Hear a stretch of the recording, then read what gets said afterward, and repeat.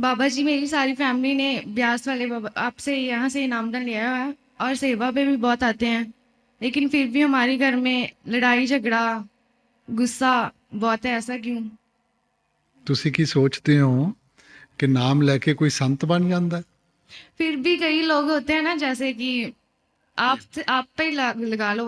नहीं बेटा, आप में इतना प्यार है तो एक दूसरी बात सुने आप। देखो, नाम लेने का मतलब है कि हमने एक लक्ष्य सामने रखा है, वो हमारा ऑब्जेक्टिव हो गया है। अब हमने उसकी तरफ बढ़ना है। ठीक है, नाम लेकर नहीं कोई सत्संगी बनता। ये तो सिर्फ उसने अपनी इच्छा सामने रखी है कि मैंने सत्संगी बनना है, उस रास्ते पे चलेगा। ठीक है, जिंदगी के बेटा बहुत उतार चढ़ाव आते हैं। अब उनसे कैसे हमने उनका सामना करना है, कैसे जिंदगी का सामना करना है, ये आहिस्ता आहिस्ता भजन सिमरन करेंगे, वक्त के साथ उन चीज़ों का एहसास होगा।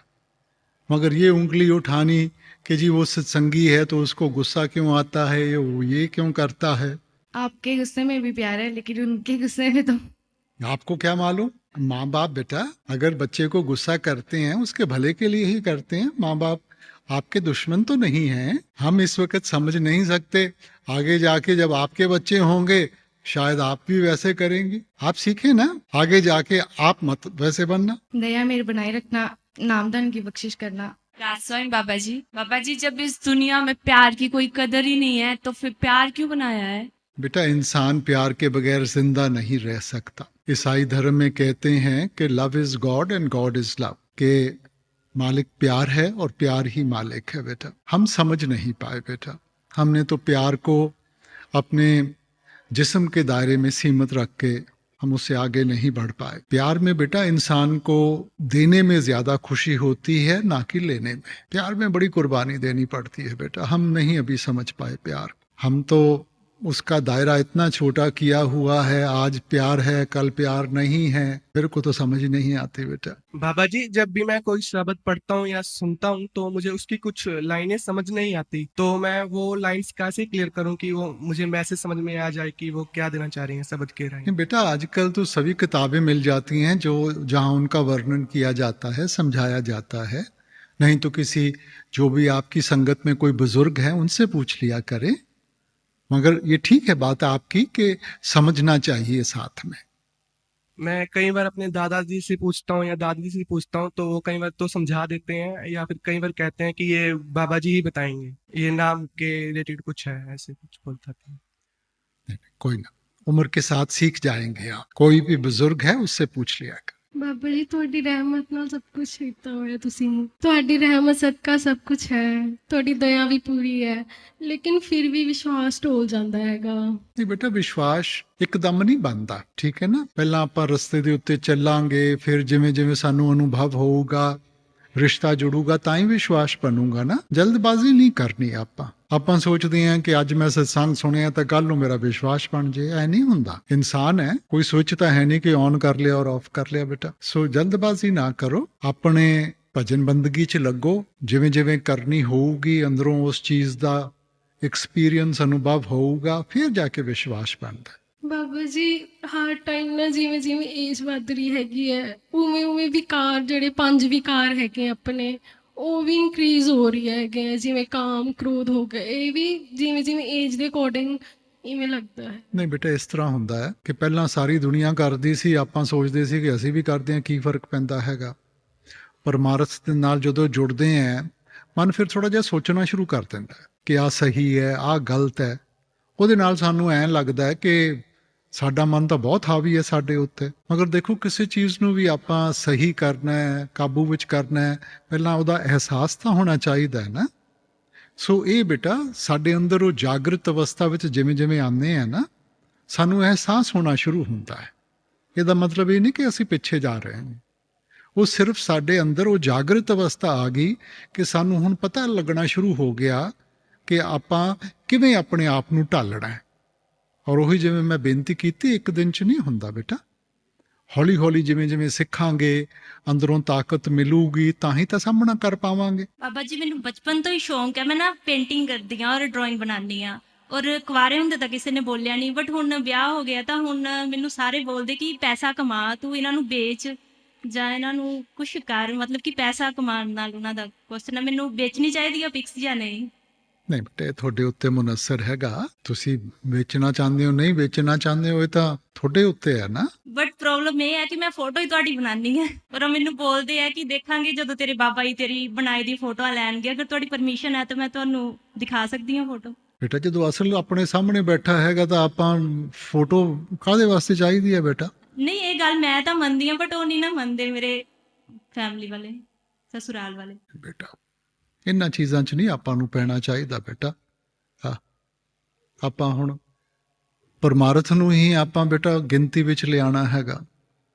ਸੋ ਪਰਮਾਰਥ ਨੂੰ ਤਾਂ ਆਪਾਂ ਥੋੜਾ ਜਿਹਾ ਬਚਾ ਕੇ ਰੱਖੀਏ ਨਾ ਮਾਇਆ ਤੋਂ। ਸੋ ਆਪਣੀ ਖੁਸ਼ੀ ਵਾਸਤੇ ਜੋ ਮਰਜ਼ੀ ਕਰੋ, ਪਰ ਇਹ ਪਰਮਾਰਥ ਨੂੰ ਕਾਰੋਬਾਰ ਨਹੀਂ ਆਪਾਂ ਬਣਾਉਣਾ। ਬਾਬਾ ਜੀ ਅੱਜ ਮੇਰਾ ਹਾਲ ਗੁੰਗੇ ਦੇ ਗੁੜ ਵਰਗਾ ਹੈ, ਮੈਂ ਐਕਸਪਲੇਨ ਨਹੀਂ ਕਰ ਸਕਦੀ ਆਪਣੀ ਖੁਸ਼ੀ। ਮੇਰੀ ਤੁਹਾਡੇ ਅੱਗੇ ਇੱਕੋ ਗੁਜ਼ਾਰਿਸ਼ ਕਿ ਆ ਜਿਹੜਾ ਲਮਹਾ, ਆ ਮੰਜ਼ਰ ਮੈਂ ਤੁਹਾਨੂੰ ਦੇਖ ਰਹੀ ਹਾਂ, ਇਹ ਮੇਰੀ ਆਉਣ ਵਾਲੀ ਜ਼ਿੰਦਗੀ ਦਾ ਬੇਸ ਬਣ ਜਾਵੇ।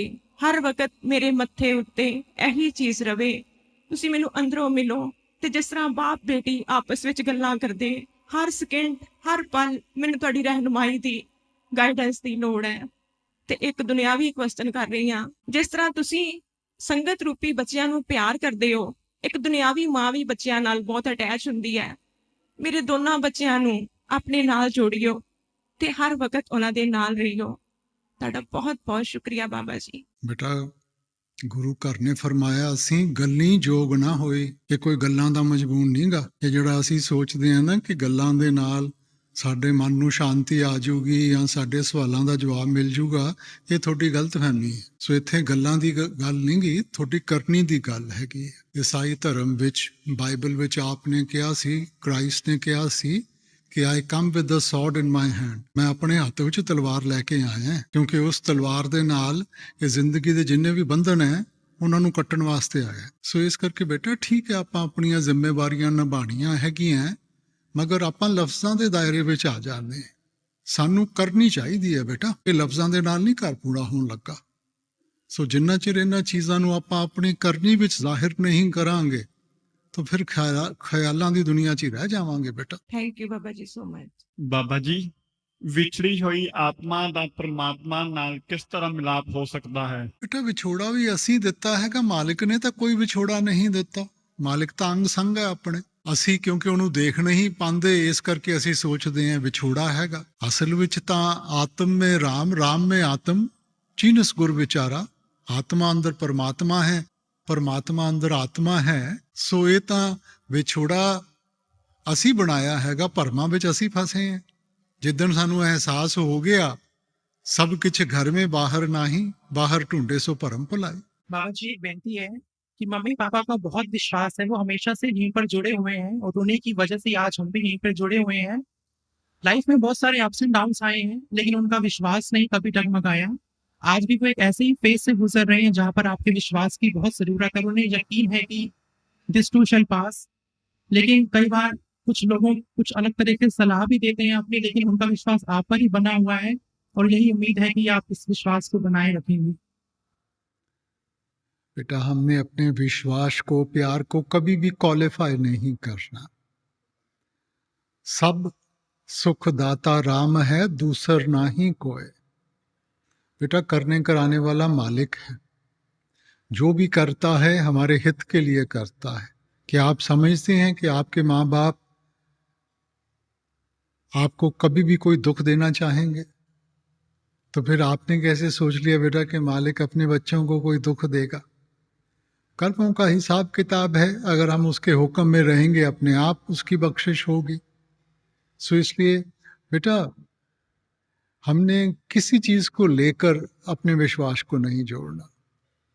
हमने तो मालिक की रजा में रहना है। जे राज कराए ता तेरी उपमा, जे भीख मंगाए ता क्या कट जाए।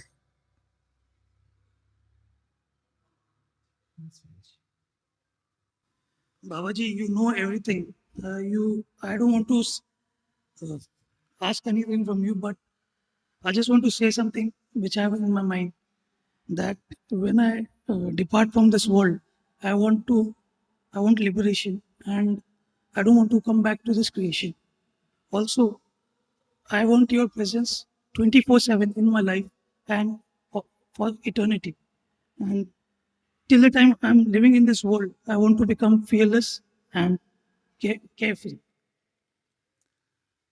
But it's not a question of what we want. It's a question of the attitude we create within ourselves. So it is not that he is not with us, he is there.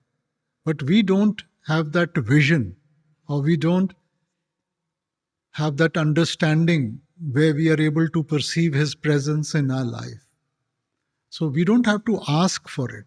That's why we say spirituality is the realization. We are too busy trying to do different things, trying to reach somewhere. It's nothing. He is there. You just need to realize it. So we have to reflect it in our actions, not just ask for it. Just by asking, you're not going to get anything. But if you reflect it in your actions, in your thoughts, in your attitude, you can rest assured he will always be there. The last question is that, if we don't repeat the names correctly, will that affect our progress inside, or only we have to listen to the Shabad? That's to create an association. For example, the foreigners with their accent, you think they can have the same accent as us? You see? So when we do a Simran, that is to create a certain association. Yes, to the extent we should repeat. It's like calling somebody. So even if you mispronounce his name, he understands you are calling him, he'll come. But it would be better if you pronounce the name correctly. Awesome. Radha Swami Babaji.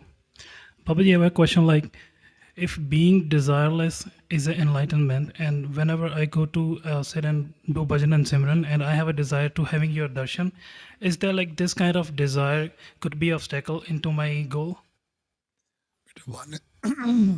One is the ideal and the other is the practical. The ideal is that we should have no desires.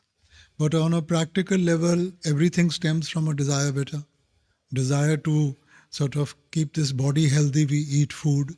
Desire to be clean, we go and have a bath. Okay? So we are working towards that desireless action. But at this level, there will be desires. Even the desire for the Lord is a desire, na? Yes. The desire to do bhajan simran is a desire. So we need to channelize our desires. And slowly, the word in Hindi is nishkam, desireless. So we have to reach that level, beta. At this level, we will have desires, but eventually we should work ourselves towards where there is no desire and we are living in his hukam.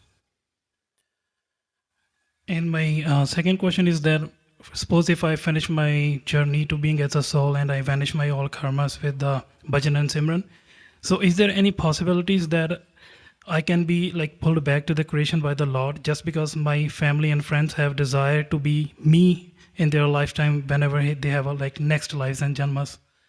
Beta, whatever are your actions, that is going to be the final thing, not their actions or their desires or their wants. So if you are able to sort of detach yourself and you are able to finish off to some extent your karmas, rest is with his grace. So then we don't have to come back, beta. We will not come back because of somebody else's desires, only of our own desires. Thank you, and Radha Baba. Hi, Radha Swami Babaji, thank you for this opportunity. Babaji, I have a question. I'm a nurse by profession, and lots of times I get told, your profession is so noble, you'll get lots of good karma. Last year I came to Dera actually to take care of my grandmother, and everyone told me you'll get so much good karma. But if I'm being told constantly, or if I'm expecting that something good will actually happen from what I'm doing, whether it's getting a paycheck for my profession or taking care of my grandmother, is it actually giving me any good karma? But the moment you put it into calculation, then it is business. It is not seva. Seva is when you do something in a selfless manner. You do it for the sake of doing it, rather than for what you're going to get out of it. So seva, there should be no calculation, beta. Serving your parents, your in-laws, your grandparents, it should be out of love for them, rather than from a calculation. So even in your profession, ठीक है, we get paid for it. But the attitude makes a difference.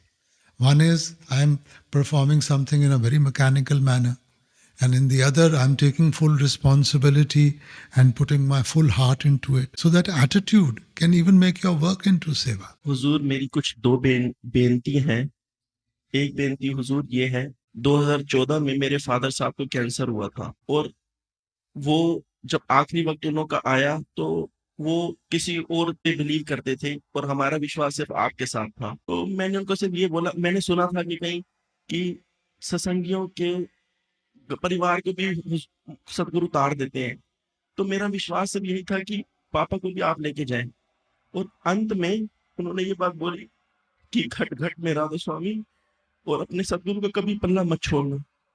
उन्होंने वो रूप महसूस किया आपका, और सदगुरु उसके बाद आपने हमारे लिए आज तक कोई कमी नहीं छोड़ी, इतना प्यार दिया कि शायद हम सोगी भी ना कर सके। हुजूर, आप अंत में भी हमें इस तरीके से लेके जाना जैसे आप मेरे फादर साहब को लेके गए हो। बेटा, ये कभी नहीं सोचना कि जो हमारा रास्ता है वो ही एक रास्ता है। मकसद है कि हम मालिक से जुड़े।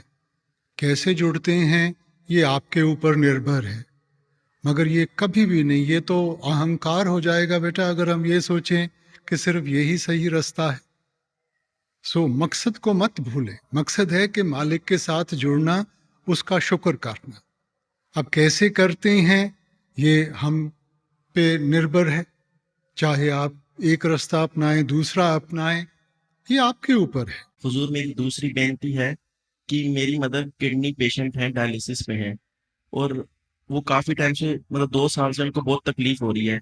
तो हुजूर, मैंने सिर्फ, मेरा डिसीजन मेकर जो है वो आप ही हैं, बड़ा, और मेरे लिए कोई भी नहीं है। तो क्या आप मुझे सिर्फ एक ये सजेस्ट कर सकते हैं कि मैं उनको किडनी देना चाहता हूँ, तो क्या मुझे दे देनी चाहिए हुजूर? मेरे लिए और कोई भी नहीं जिससे मैं पूछ सकता, शायद इसीलिए मुझे आपसे ये मिलने का मौका मिला है। नहीं बेटा, माँ बाप जो हमारे लिए करते हैं वो तो हम कभी पूरा नहीं कर सकते। तो अगर आपकी मैच करती है जी सर, तो जरूर देनी चाहिए, क्यों नहीं देनी चाहिए। बाबा जी, मेरी विनती है कि इस संसार में हर एक चीज के 2 पहलू हैं। जैसे दिन है रात है, दिन है तो रात है, वैसे ही जन्म है तो मरण है, और यदि मरेगा तो फिर जीव जन्म लेगा, तो वो फिर छुटकारा तब पाएगा जब हम इन सब चीजों से ऊपर उठ जाएंगे बेटा। जब तक हम ये सही गलत, अच्छे कर्म बुरे कर्म के दायरे में है तो कम ये जिंदगी चलती जाएगी। तो हमने भजन बंदगी के जरिए ना इस जिस्म के दायरे से निकल के रूहानियत के दायरे में आना है। जब रूहानियत के दायरे में आएंगे फिर सब इन सब चीजों से ऊपर उठ जाएंगे।